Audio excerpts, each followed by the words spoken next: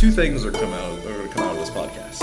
One, we're going to be canceled, and two, we're probably going to get divorced from our wives.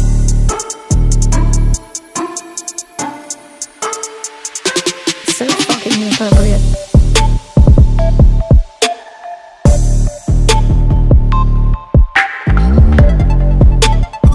So fucking inappropriate. It's like crying, just jerking it on empty horn. Jerking it on empty horn. Jerking it on empty horn. So fucking inappropriate. Ladies and gentlemen, boys and girls, children of all ages, it's time again for that top 10 list you don't give a fuck about by two guys you really don't give a fuck about. All right, for our first episode, we have chosen to do the top 10 wrestlers on the mic. It's going to be based on their promo ability. If you're a wrestling fan, you know who's good on the mic, who's not. Some are good in the ring and not good on the mic. Others are good on the mic, not good in the ring. We have our top 10s. Mine's not necessarily in order. I will go off my list, but like I said, it's not necessarily in order. How about you, Matthew?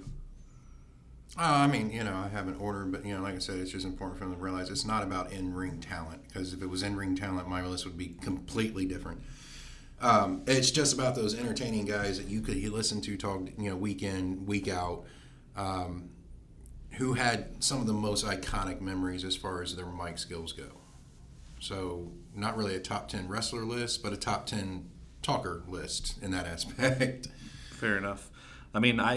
I think mine actually could probably go on wrestling ability also. Definitely wouldn't be in this order. But strictly mic skills, this is what the top 10 is about. Just a reminder.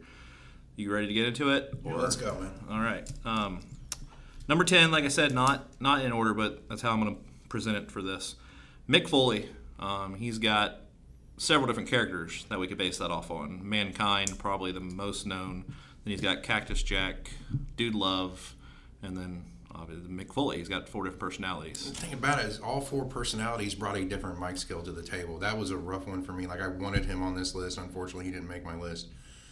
But every personality brought a different mic skill from Mick. And that was unique in and of itself. Absolutely. Which I, yeah, man, he was one I struggled with so hard, because I love Mick Foley. Mick Foley was every fat kid's dream to get into wrestling, right? Because he wasn't that bodybuilder buff kid. He was that hardcore dude, could take a beating like no one else. But he also had that mic skill ability. For me in that 10 spot, it was Triple H. Okay. Overall, Triple H has much better in-ring ability, I think, than his mic skills, but he has dropped a lot of iconic lines on his own, and I'm taking the account of it on his own, because if we start mixing him in with what he could do with people like Shawn Michaels, they could play off each other, and he got way better. Absolutely. But on his own, he's had his own moments where crowds weren't sure what to do. And I think he had a few more stunning moments in that aspect than Mick Foley did. But man, yeah, Foley, I really struggled not putting on that list, man. I gotcha. I really, really did. Triple H is your number 10, though. Interesting. Triple H would come in at number 10 for me. When I think of Triple H, I don't really think of promos. I heard everything you said. I agree he does have good mic work, but that's just when I think of Triple H. That's not the number one thing I think of. I circle around to the era, not era, but the storyline where he married Stephanie in that drive-thru. I hated Triple H. Everyone kind of hated Triple H at that point, but that was where you kind of saw Triple H go from that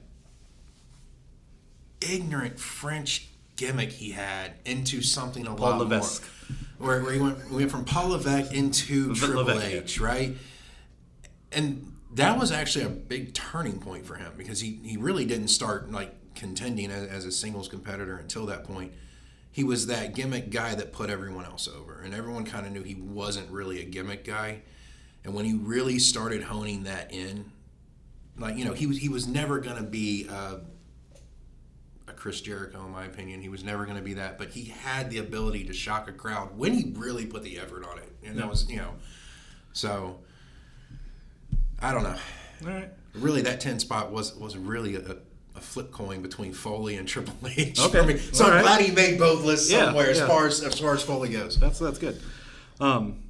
My number 9, again, I keep saying it's not in specific order.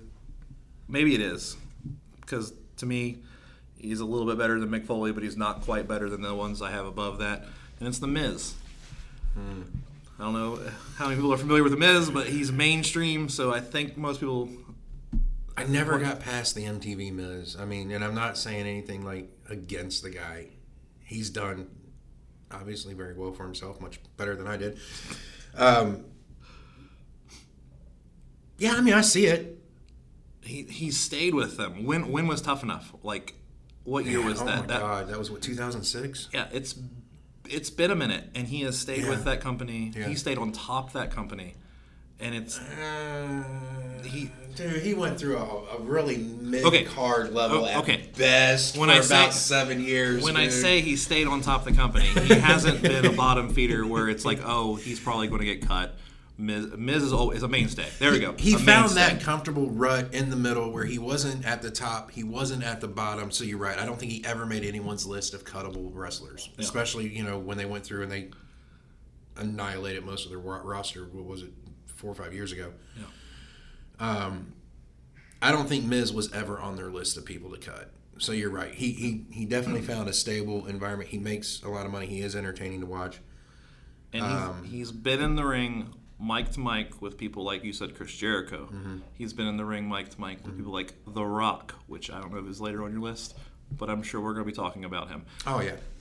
He's able to hold his own in every situation he's been put in. At the very first, he was green. It was trash, but over the years he has stayed. Like I said, he's a mainstay, and he can be on top of the card, and he can talk himself into the top of the card. That's why I'm saying number 9 on my list, promo ability, The Miz. I mean, if you tell everyone you're awesome enough times, they're gonna eventually someone's gonna believe He tells it. you every week. Yeah. For me, it goes back generations for my number 9 spot. Honestly, the guy that takes my number 9 spot is definitely Dusty Rhodes. Okay. The American Dream. When you go back to that era, there was a certain charisma he brought to a mic. There was a certain ability he brought to a mic. And behind the scenes, there's a lot of people that cut promos based on what Dusty did. He had a way of telling a story and bringing things around and making it a different match just by how he spoke. And that was the cool part for me. I remember as a kid watching Dusty Rhodes. I remember as a kid listening to the AWA and those promos and those guys standing there. And, I still will never forget, he's dined with kings and queens and ate in the gutters with pork and beans and the son of a plumber and this and Yep. it was just a cool atmosphere. That might be more nostalgic for me. But when you look into these lists of promos and wrestlers, Dusty always manages to find a way on there. And honestly, when you look at his sons now, not during some of their gimmick roles, but their sons now, both of his sons have actually really opened up their mic skills, and you can see their dad starting to bleed through them. So when you have something that generationally drops down, I think that's got to count for something. Agreed. I'm surprised you said that's your 9, right? That's my 9. I'm surprised he's that low.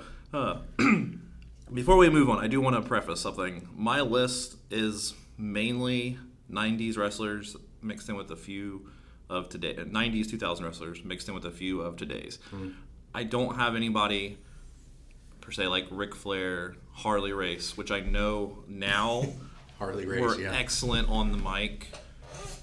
But I never, like you say, you watched AWA. I actually never did. I watched WCW Worldwide on weekends. I watched, obviously, Nitro and Raw during the Monday Night Wars. Right. And now I'm a big AEW fan. And then I watch Ring of Honor.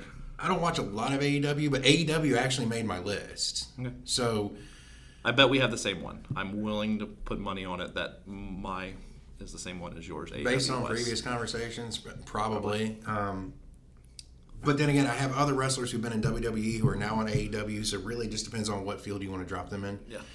because that landscape is getting very fluent as far as where wrestlers go and where they're performing. It's just where they're performing this week or until this contract's up. Right. So, I mean, and in a way, I don't see that as a bad thing because there's a lot of different audiences and ways they're going to get, exposure to. And some of these wrestlers, I think, they weren't a fit playing with this particular brand, but they got a chance to be bigger than they ever could be on this other brand. So I understand that. I don't have a lot of brand loyalty when it comes to where wrestlers sit in wrestling. Yeah. They have to make the money for them. They have to go where they have the opportunity to be the biggest. Absolutely. Dean Ambrose is probably my biggest example. John Moxley. Yeah. John Moxley, the name changes. But he was never going to be in WWE what he was going to be in AEW. Right. And I think, the only smart move for him was to do what he did. Yep. So Agreed. But, another thing about this podcast, when there's a little bit of dead air, we're going to do something called Marry, Fuck, Kill. So, I'm going to start now. Marry, Fuck, Kill, Matthew. You ready for this? Yeah, I guess. We're going to keep it in the realm of wrestling also. Oh, Jesus Christ. Stacy Keibler, Tori Wilson, Sable. Marry, Fuck, Kill, go.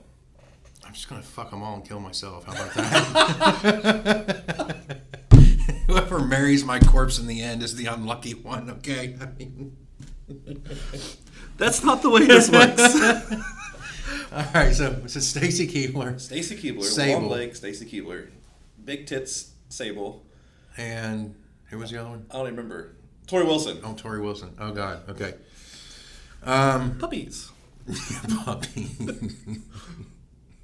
So, probably unpopular, but I'm going to go ahead and kill Sable. Okay.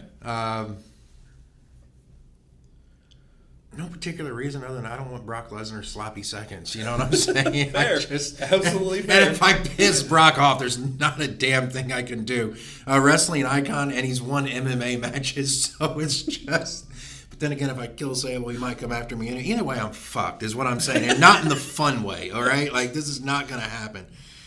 So, I'd say Sable goes.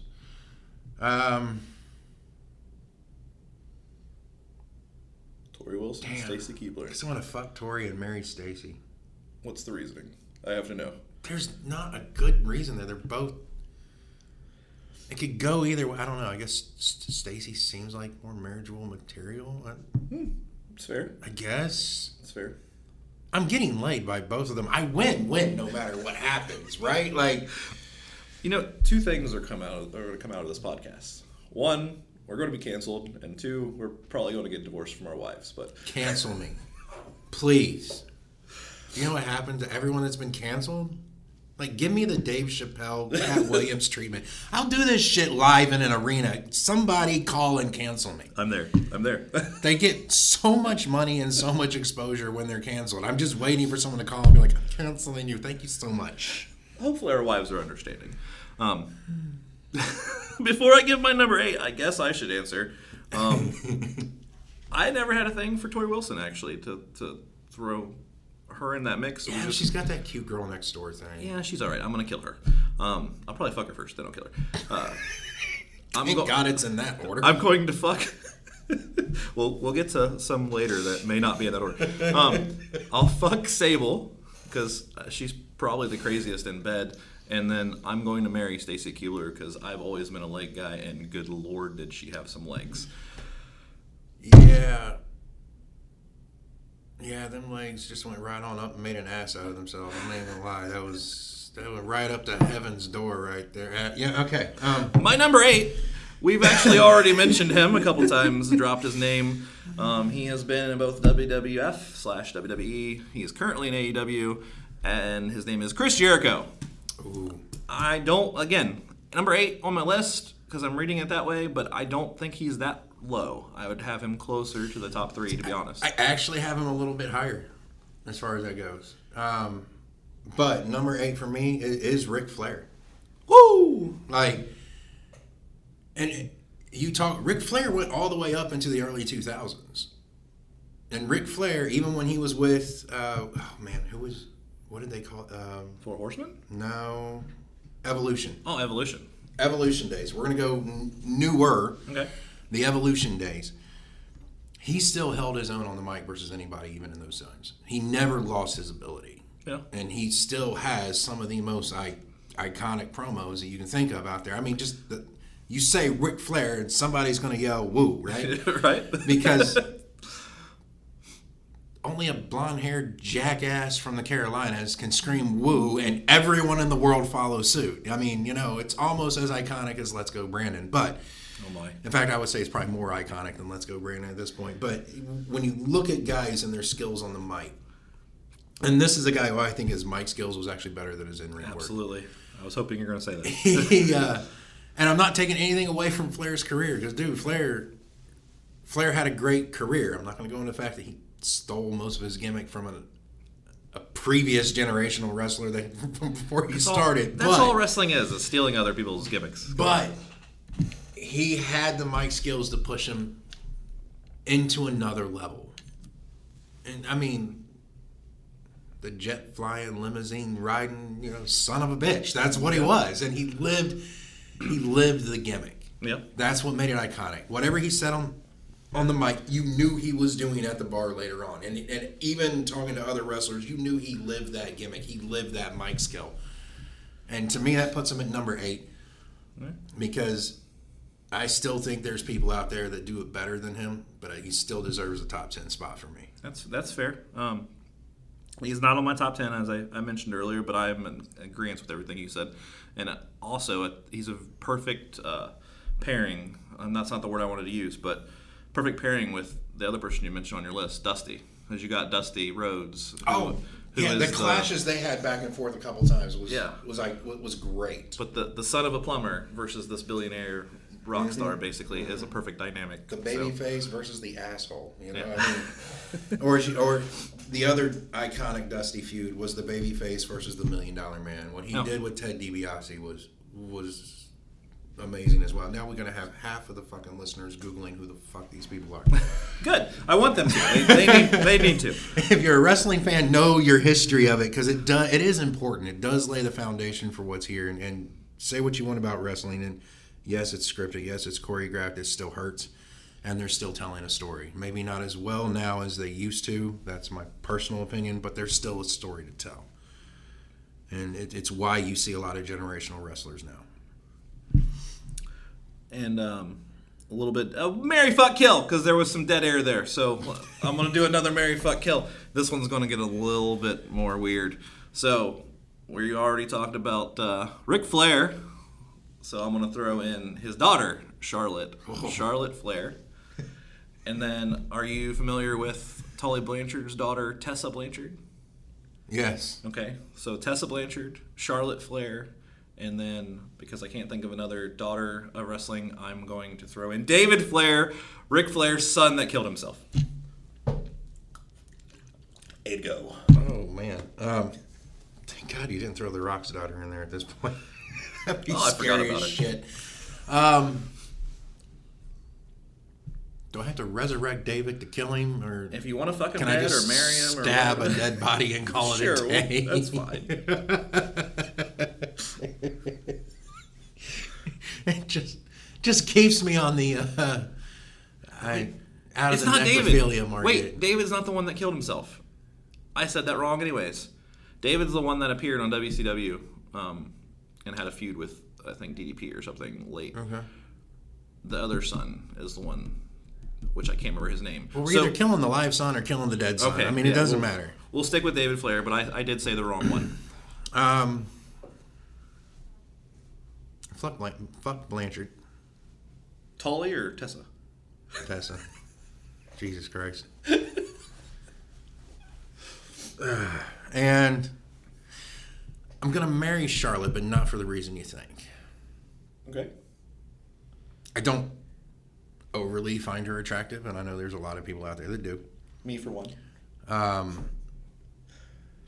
I just killed her brother, so that Thanksgiving dinner is going to be the most awkward fucking awesome thing ever. And at that point, it's an arranged marriage, and I'm going to be rich. And I know she's going to hate fuck me for the rest of her life, so... All right. And there's no great sex like a good revenge hate fuck. So, I mean, it's fictional, bitches. I don't do that in real life. Fuck. It just sounds fun. Well, I can't top that one. My answers are the same. I'm killing David, and I'm the fucking difference Tessa. is you're just trying to get into the Flair family. You would change your last name for her. I'm not trying to get into the Flair family. I'm just trying to get into Charlotte. That's it. Okay, moving on. My number 7 is actually I clumped this tag team in, and we were talking about this list originally. I asked you if I can include some team/factions or whatever, and we decided on that we can allow one. I don't know if you ended up putting one in there or not, but I did. Go ahead. No, I didn't. Mainly because the one I would have put in would have been DX. Okay. But I already had Triple H on there, and there's one of those things where to me, that's where it splits the mic skills, because there's a difference between being solid on the mic on your own and being solid on the mic with somebody you can play off of. Things that come to mind would be like Edge and Christian, Okay. DX, some of those tag teams who were obviously much better together than they were solo, and that does warrant, its own merit. Because you can elevate yourself by who you're with, and it's always good to see a chemistry like that. But I ended up sticking solo. But either way, we welcome on the list. So My number 7 is a tag team. Before I say who it is, it's not one that you just mentioned. It's probably not one that most people are going to think about. But the Briscoes from ROH, Jay and Mark Briscoe. Okay. Jay just recently passed away. I think it's been a little bit over a year now. His brother is continuing on in AEW, and they are unique, to say the least. Their gimmick, but their gimmick is real. They're legit chicken farmers, and they bring that to the ring. So if you know anything about the Briscoes, they're real. It's a gimmick because it's wrestling, but it's real. And they record videos on their farm, cutting promos on their opponents before matches and everything. And when it's used properly, they're amazing. And just like I said, it goes back to the uniqueness. Some of the things they say, the way they say it. There's the whole thing about redneck kung fu. It's exactly. You're gonna throw in the Judy chop. You got Mark, who is kind of the more funny, kind of crazy one, and then Jay was the one that passed, was the real, the hard one, and like just those two dynamics together, I think made great promos. And I could literally watch their promos every day and enjoy my life. And that's something that kind of touches on what I was talking about with Ric Flair too. It's like the more natural and the more believable your mic work is, and sometimes it's what comes from your life, the realness of who you are. Like they were the chicken farmers, so they were able to cut their promos where they were most comfortable.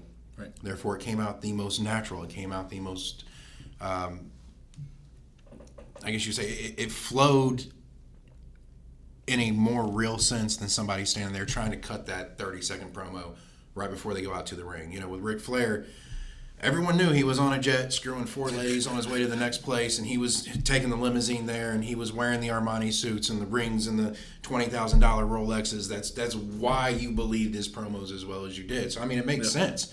And you look at the greats on the mic, and when it applies to real life, I mean, there you go. They fit that mold. That's I can see why the entertainment value of that goes up, because it's real.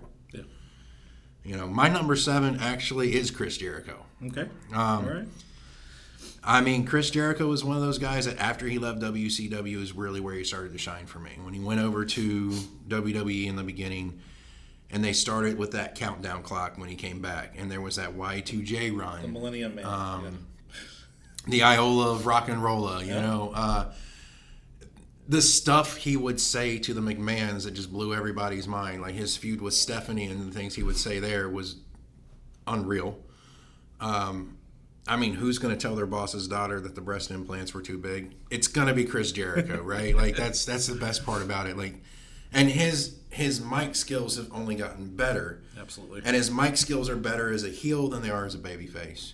I think that's the case for most. Like, it's hard to really cut a good baby face. Dusty is like the only one I can think of that Dusty I prefer and Mick, a Dusty. Dude. I mean, Mick was a baby Mick face for most of his. I mean, Mick came really close to being what I call the anti-hero as far as the he didn't really fit baby face or villain. Right.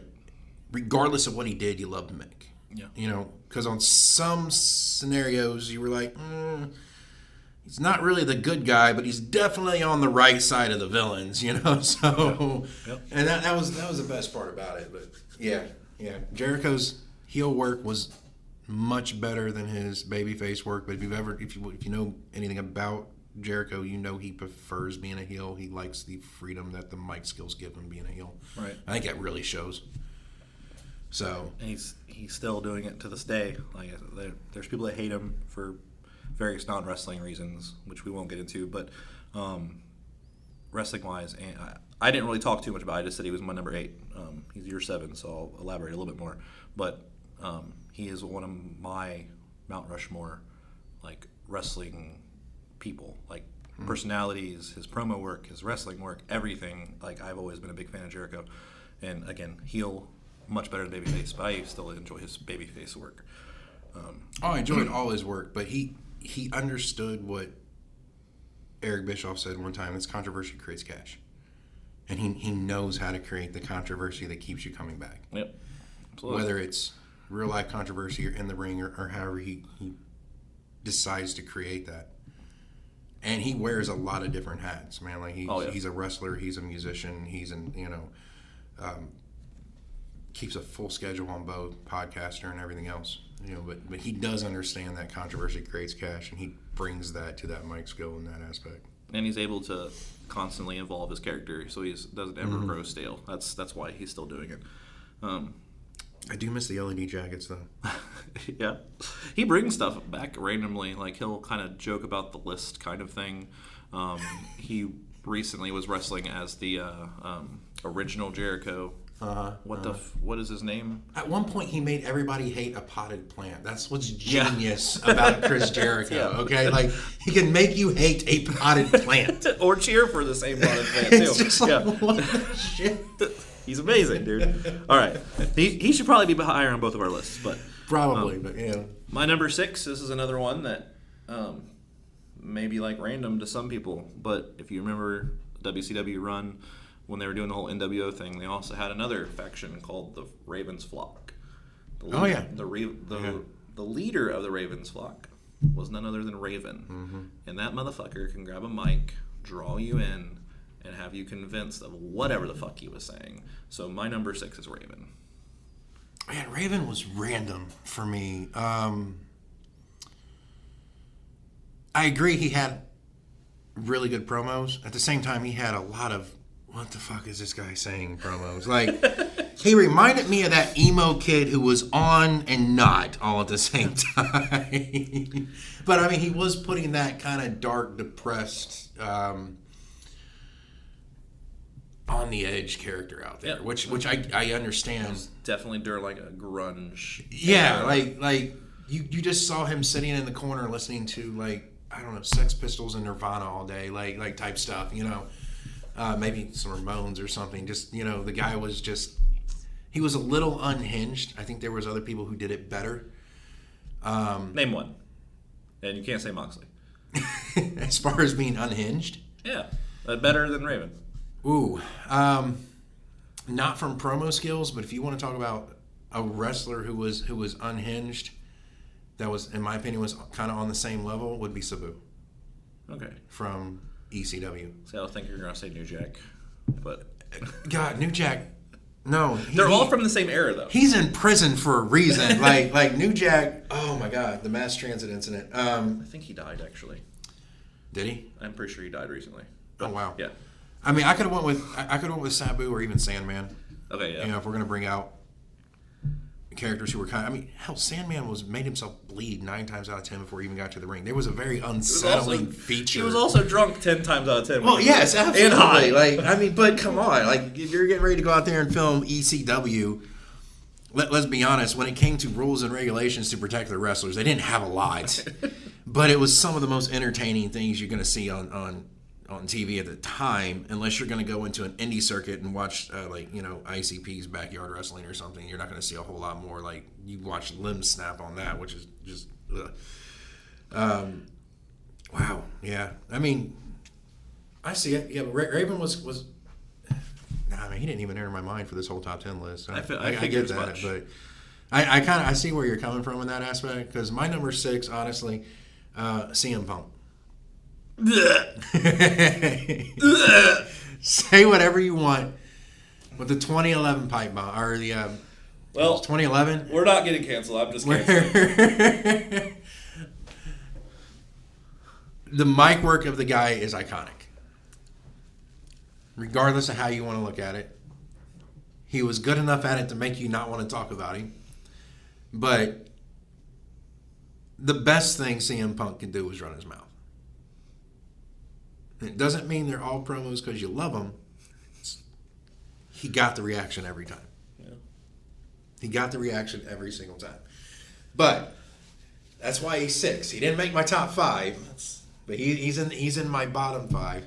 And I feel bad because I really don't want him that close to Jericho. But every time he picks up a mic, he's going to cause a massive reaction. There's no... You're either going to strongly like what he said, or you're going to strongly hate what he said. Obviously, we have one of those here. No, it's not. Go ahead. But on either side, he puts out a reaction like it's not rivaled by many people, man. Let me tell you this.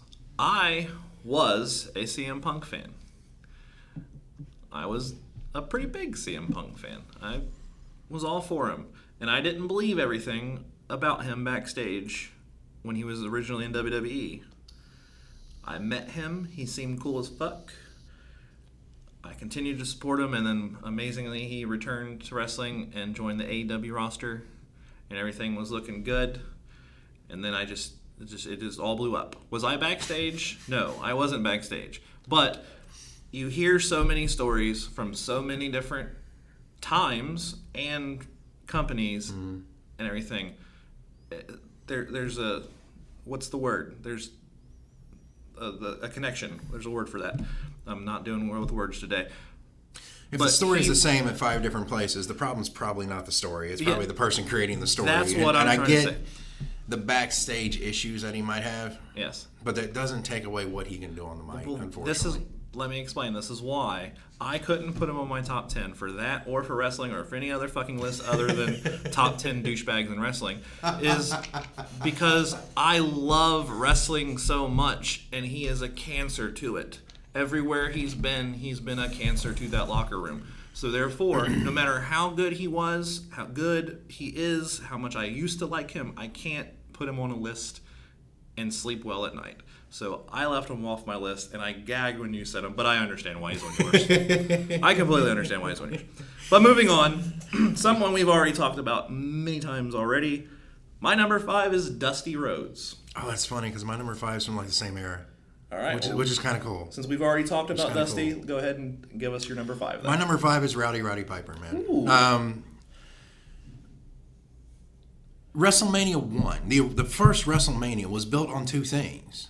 It was built on Hulk Hogan and Roddy Piper's mouth. Like, he started the Super Bowl of wrestling, man. Like, he was there for that. And you think about everything, and he's been through many generations of wrestling, and he's never changed. You have Piper's Pit, where he has essentially he flipped Hogan in Piper's Pit. He slapped Andre the Giant in Piper's Pit, and he slapped Stone Cold Steve Austin in Piper's Pit. The man has just never changed from start to finish.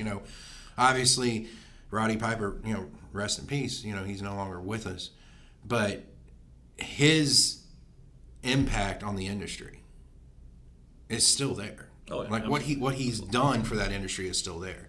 And if you can run your mouth to help create one of the, and say what you want about any other pay-per-view from any other wrestling, company, and they all have merits and they all have, their due just.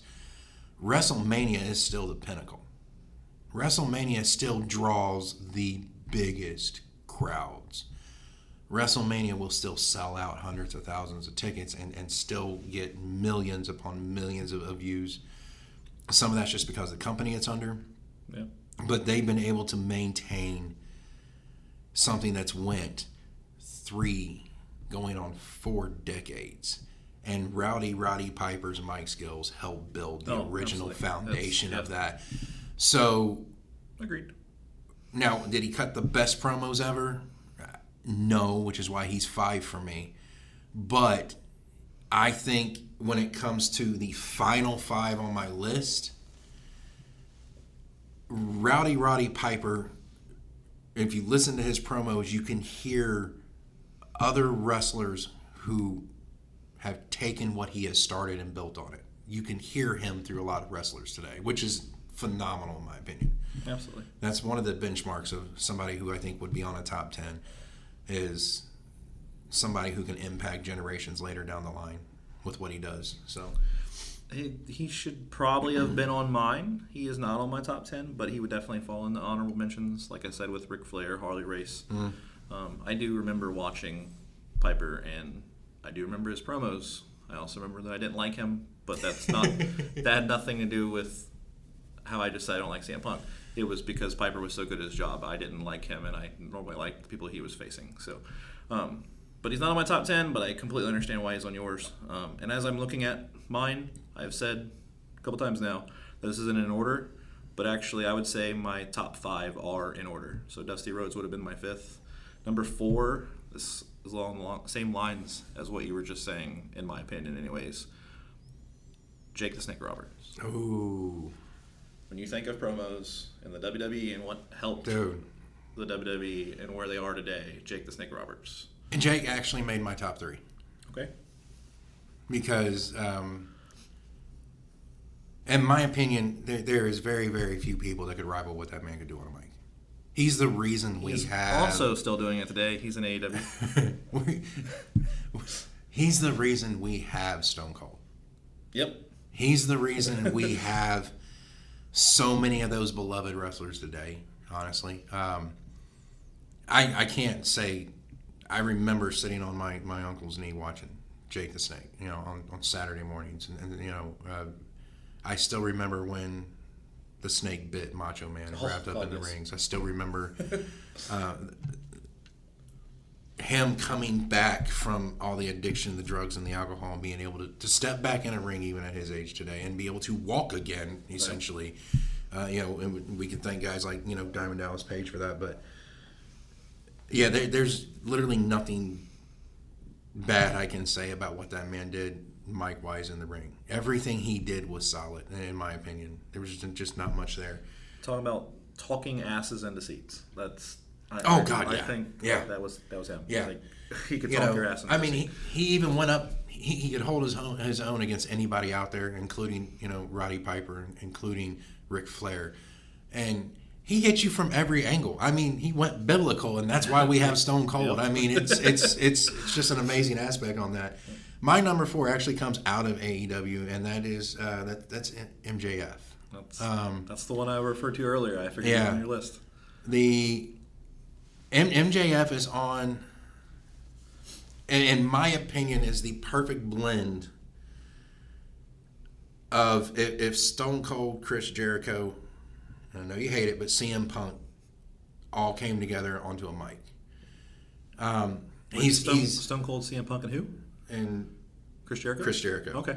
So Chris Jericho brings, especially in his heel days, he brings a level of arrogance that's kind of hard to match. And I like that MJF brings that out. But MJF can also get a little gritty when he's on the mic. Which kind of reminds me of some of that earlier Stone Cold kind of just don't care attitude. Obviously it's on a different level with MJF. But if you're looking at just the ability to not give a fuck, the ability to piss everyone off, the ability to take it farther than they should, the way CM Punk did, I honestly think MJF does it better. That's the wrestler, in my opinion, take a beating like freaking goddamn Mick Foley and look at you and tell you he won. Like, dude, you didn't walk out of that ring. You barely crawled. You might have got the decision, but he's arrogant enough to act like he never took a hit. It means something in that business, man. It's funny that you brought that up because recently one of his feuds, he literally had to have, he won the match, but he literally had to have medics come out with an oxygen mask to put the oxygen. Now, could this all have been story? Probably. Possibly, yeah. But the motherfucker sells it so well. I thought it. Yeah. I thought it was legit. Yeah. But he had them holding the oxygen mask on him while he's raising his hand or whatever, and he's proceeded to refer to that as he didn't even break a sweat.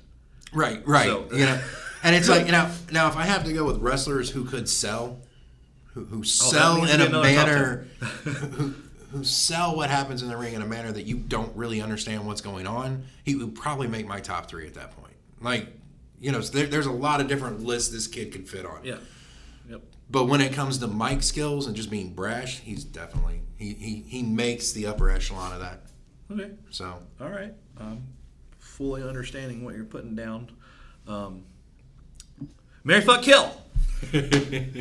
I've only been the one doing this so far. You need to chime in sometimes. Well, that's actually I'm gonna find dead space, and I'm true. still thinking. I'm gonna throw the ball in your court. Then you think of a marry, fuck, kill on the spot. Let's hear it.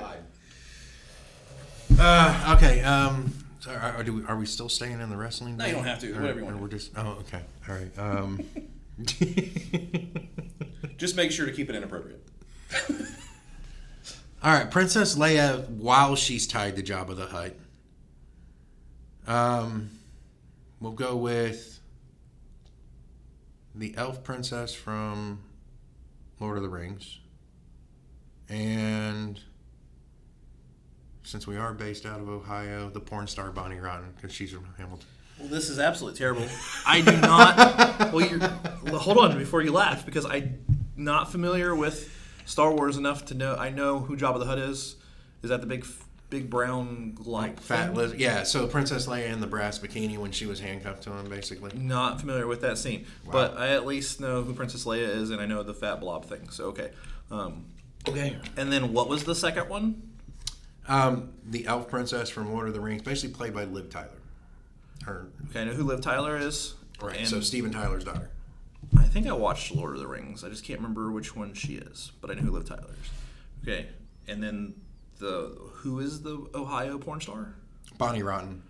No idea who that is. Yeah, it's kind of disgusting, but hey. I'm gonna look it up on my phone real quick. Go ahead and grab it. So there's some dead space while I'm looking up Bonnie Rotten, but I need to know who this is before I give an educated. Is this her? Yeah. All right, she's not that bad. I'm not sure what. I'm not marrying her because she's a porn star. Fuck the holy hell out of her though. She looks pretty hot. She's 31 years old, so she's younger than me too. Yeah. All right. So she's from Hamilton, Ohio. Yes, like right down the road from where we're at. All right. So yeah. If you don't know anything about Ohio or Hamilton, it's not the top quality of people in Ohio who come from there. Well, and if you're wondering what kind of quality of person she is, I think she's taking like 10 dicks in the ass or something at the same time. I'm not really sure. Star.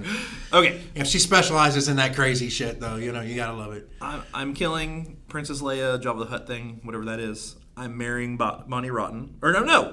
Fuck. Fuck no. You just said you would. No, I'm not. Hey, slap an anal ring on that thing, I guess. I'm fucking Bonnie Rotten. Whatever. And then I'm going to marry the other one, Liv Tyler, the Princess Elf or whatever. Yeah, but then your father-in-law has that Pac-Man mouth, man. Like,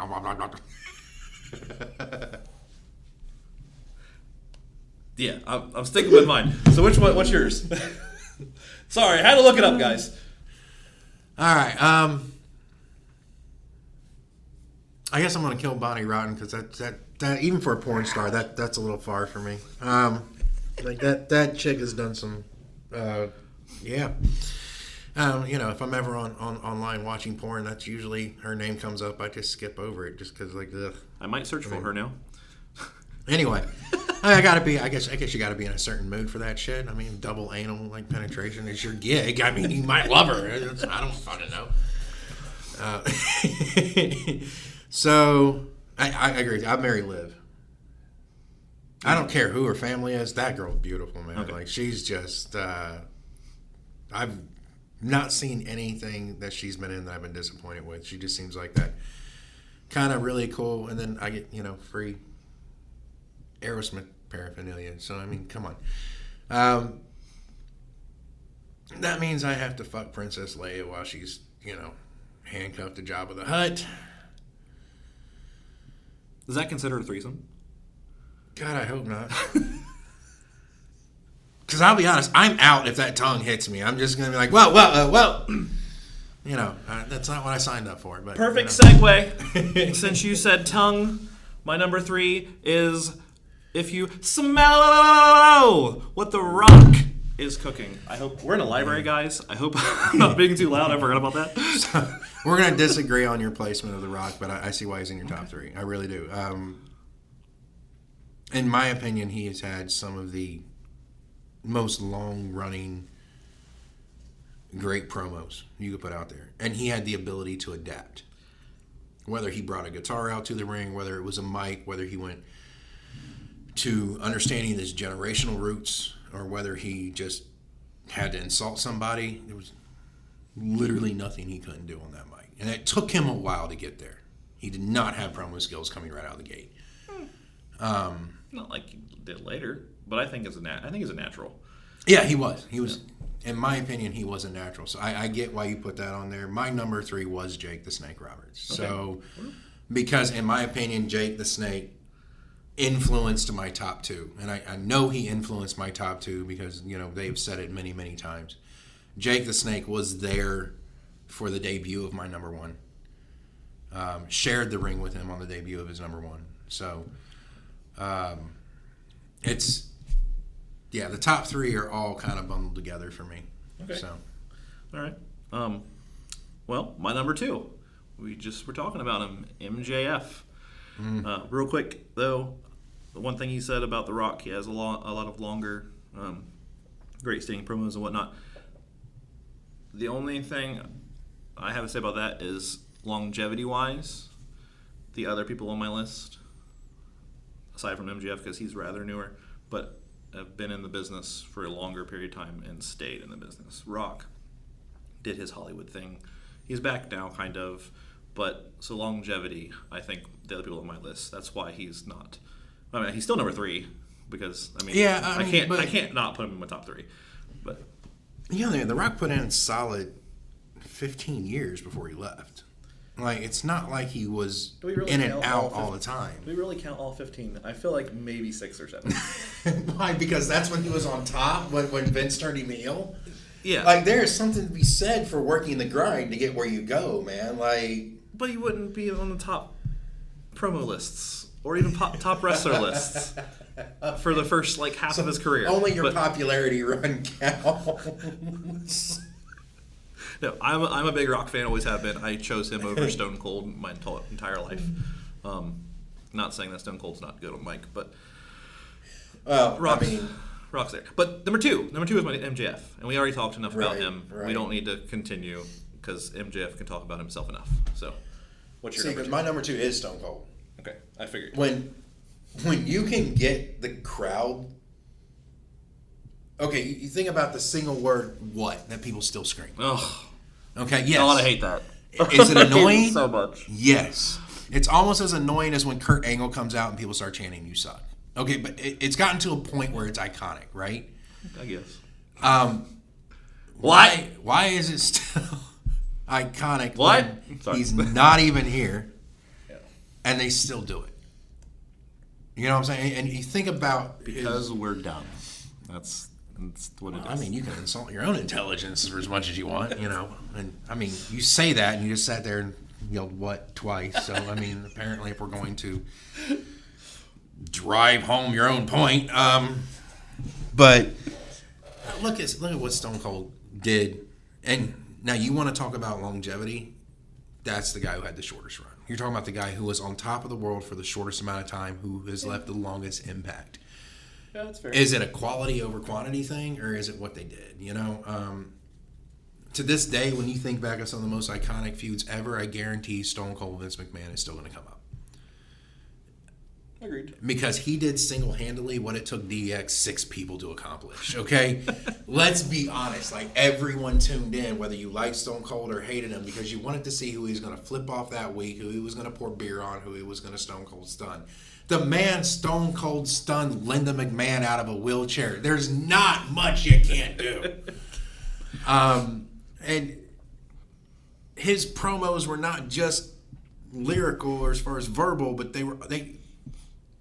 he's cutting a promo while filling Stephanie McMahon's car with concrete. Like, he had a different ability. Yeah. And I, for me, top two, we wouldn't have had Stone Cold if we didn't have Jake the Snake. And if Stone Cold didn't have the ability to think on his feet and look in the crowd and see that sign and make that promo because of what Jake said, you would never have had it.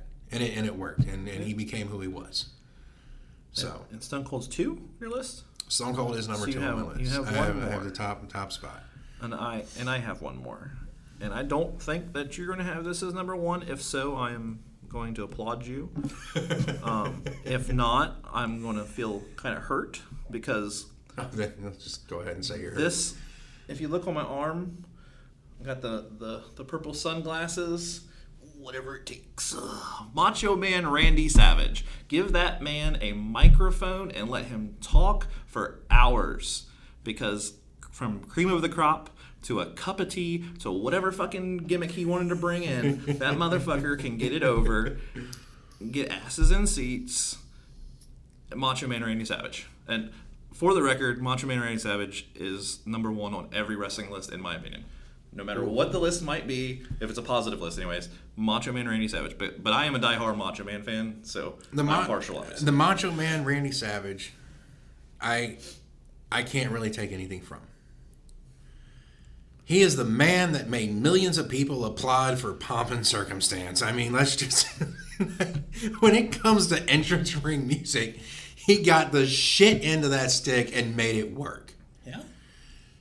And not only made it work, but made it compliment who he was. Like, the man, like, Macho Man is on a level of genius that I put Dusty Rhodes on, that I put, people are going to probably get pissed off when I say it, Cesario on.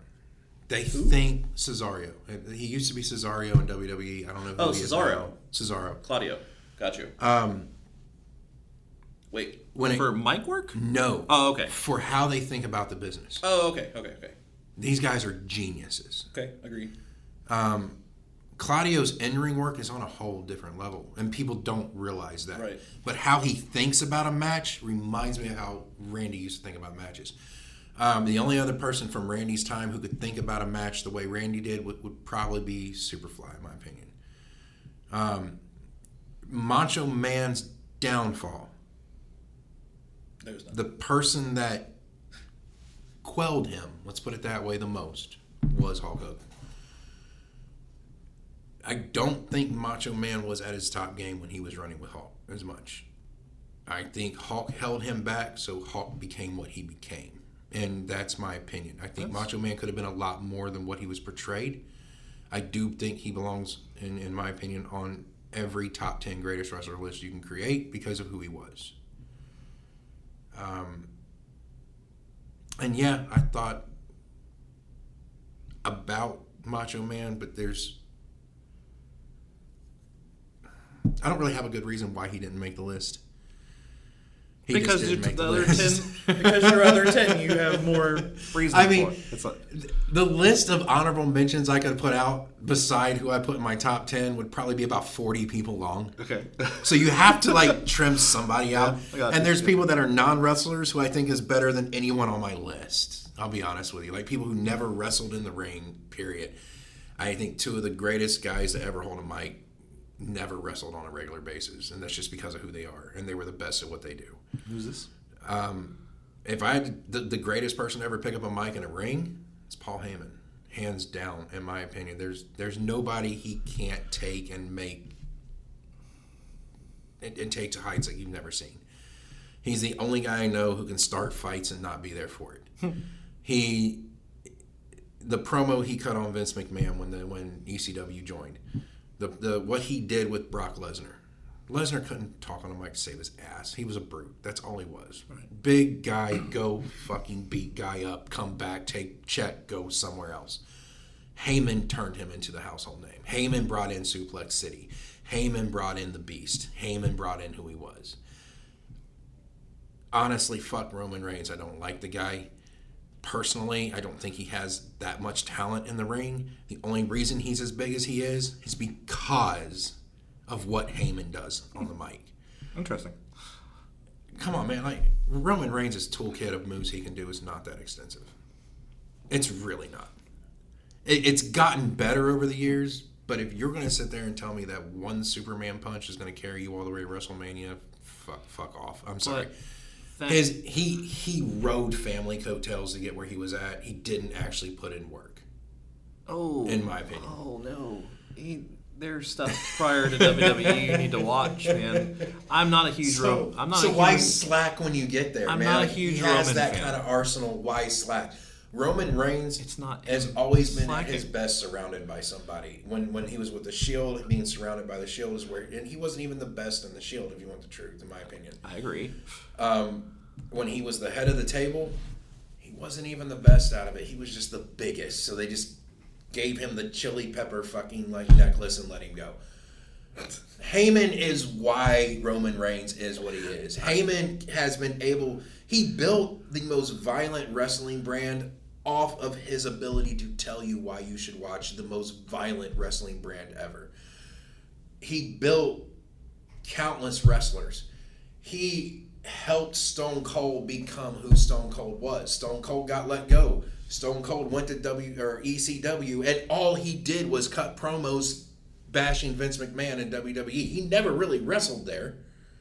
But he learned promos, and he learned from Heyman on promos. I have a hard time thinking you're going to find anybody actually better on the mic than Paul Heyman. What he has an ability to do, I don't think any other actual wrestler out there has the ability to do. Just my own opinion, personally. People aren't going to agree with it, and I don't fucking care. But there's one thing about Roman Reigns. I'm not a big Roman Reigns fan or anything. I'm not at all. He is held back by the system that he is in. Just like many other people, Claudio Castagnoli, for one example, Cesaro, left WWE, and he can showcase what he can really do. Kid had so much talent. They're doing the same with Roman. I'm telling you, if Roman were to ever leave, which he's not going to because he's set, if he were to ever leave, you would see something else out of him that they're holding back. That's all I'm going to say. The problem with Roman is he's in a spot where they can turn him loose, and they're not. Like, they don't. But that's not him. That's like, personally, where I see the WWE at now, they don't have the talent they used to have. They don't even have the roster they used to have. They're never going to recapture those early 2000s Attitude eras. They don't have the talent to pull that off again. They just don't. Yeah. Did you give your number one? Not yet. Okay. I mean, for fuck's sake, you're never going to get a Stone Cold, a Rock, and Mankind, and Undertaker back. You're never going to get guys that come up and do what they do. Yeah. So, which I guess brings me to my number one that you're going to disagree with, but it is The Rock. Why would I disagree with that? He's my number three. The Rock, in my opinion, like I said, you got your Macho Man Randy Savage. The first tattoo I ever got was Brahma Bull, growing up. And that was a twofold. I watched wrestling with my grandmother, for years growing up. And it was always on Saturday mornings because they didn't have Monday Night Raw back then. I predate Monday Night Raw. I predate the internet. And I predate everything almost else that everyone takes for granted. So, yeah. Anyway, but... The Rock was solid for the years he was there. Now, I'm not taking into account a whole lot of him coming back as the final boss. Dude, just give it the fuck up on that aspect. But his debut match, he climbed in the ring with Jake the Snake Roberts. And I didn't realize that. It was at King of the Ring, actually. And was that when he came out against Rocky Maivia? Rocky Maivia. He was against Jake then? It was I think a 6-man battle match, and Jake was in the ring when he got out there. Okay. So Jake was kind of there to help this kid that's third-generation wrestler starting this career.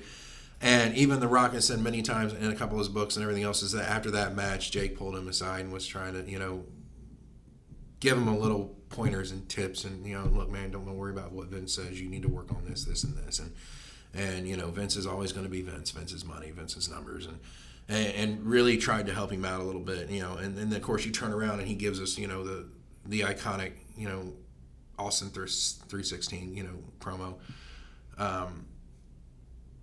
But The Rock has always been able to once again evolve the promos he needed to keep him on top. Whether it was the babyface promo, whether it was the short promos he did while in Nation of Domination, whether it was the heel turn promos, the guitar fucking ripping Rock concerts. The rock concert with Vicky Guerrero that got the brunt of 90% of that.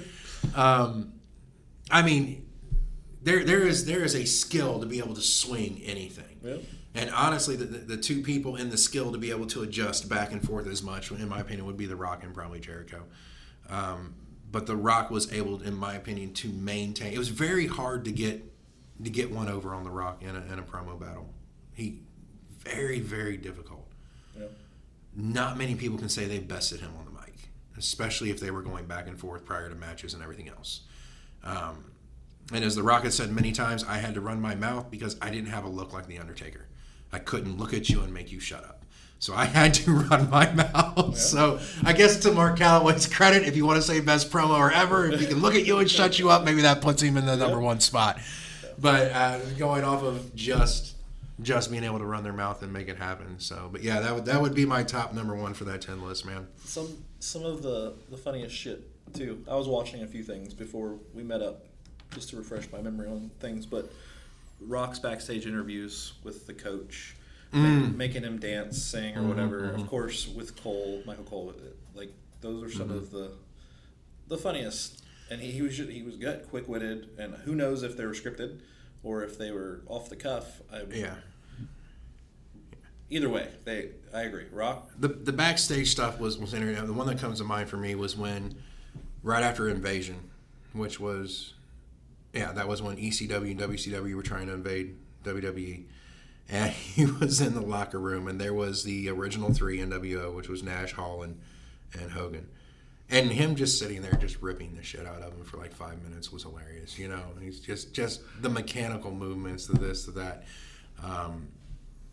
It's like thousands of Hulkamania facts versus Mania fans versus the millions and millions of Rock's fans. I mean, there was a very iconic leading there that where it didn't matter who he was talking to, he was going to be the same. He was going to basically make you feel pretty small by the time it was done if he had the ability to. So, but not taking away from your number one spot, because honestly, I think either one of our number ones could have absolutely held their own with each other, because I don't think Macho Man would have backed down from The Rock at all. I would have loved to have seen them trash talk each other. That would have been same thing as The Rock and MJF. Like that could actually still happen though. You know what I'm saying? That would be Rock in his prime though. Like I don't think Rock's mic skills today is as strong as it was when he was in it day in and day out, 300 days a year. I don't think he was in it that, So Hollywood has taken some of that edge off of him without a doubt. But when you're talking about the guy in his prime being able to do everything he was able to do, he still stands head and shoulders above most everyone else, in my opinion. So, but that is our top 10 wrestlers on the mic, promo ability, however you want to word it. I think it's a pretty good top 10. It's a solid list. I was kind of surprised how many we had that was the same versus different, and where in the list they fell for the same ones too. Yeah, that was because it was interesting. Our Chris Jericho's were just one off. Man, I was kind of hoping at some point we'd have had one that clicked right on the same line, but it was one off. But I get it. I think I had a couple that surprised you, like the Raven, the Briscoes. Yeah. I Triple H surprised me on yours. I expected CM Punk. I expected Ric Flair. Yeah.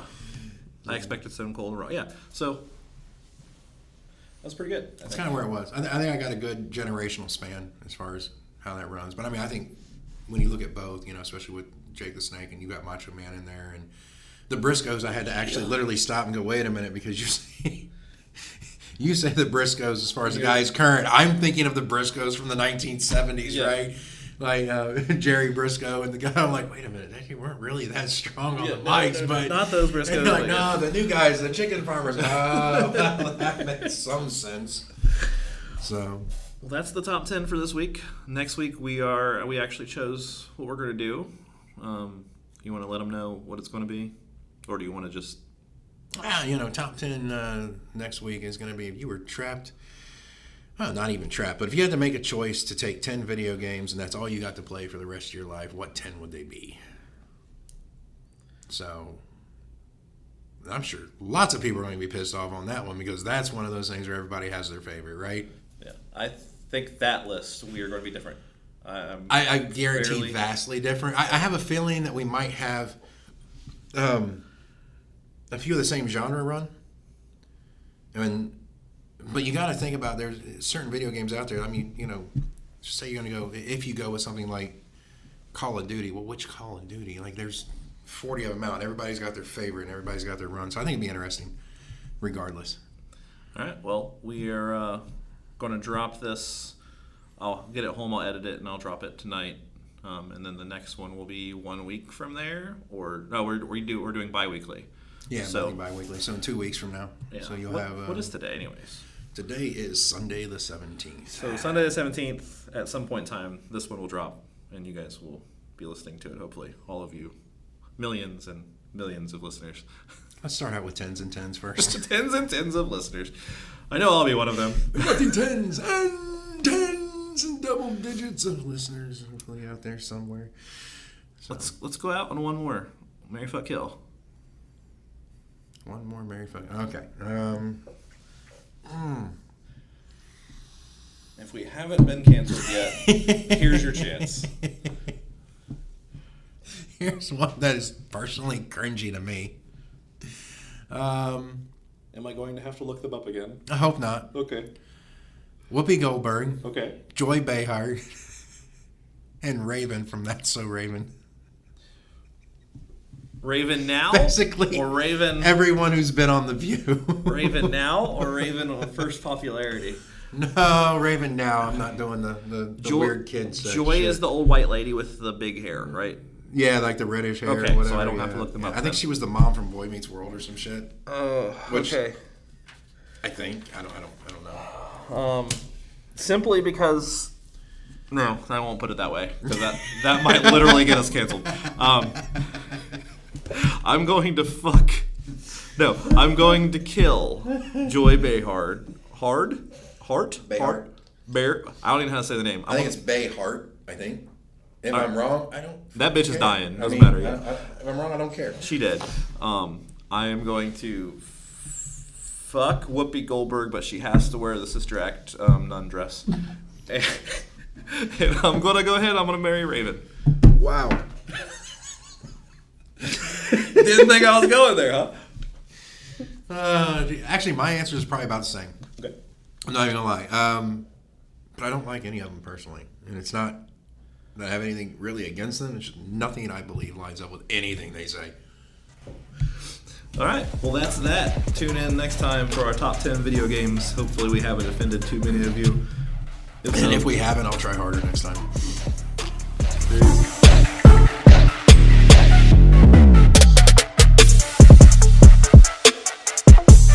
So fucking inappropriate.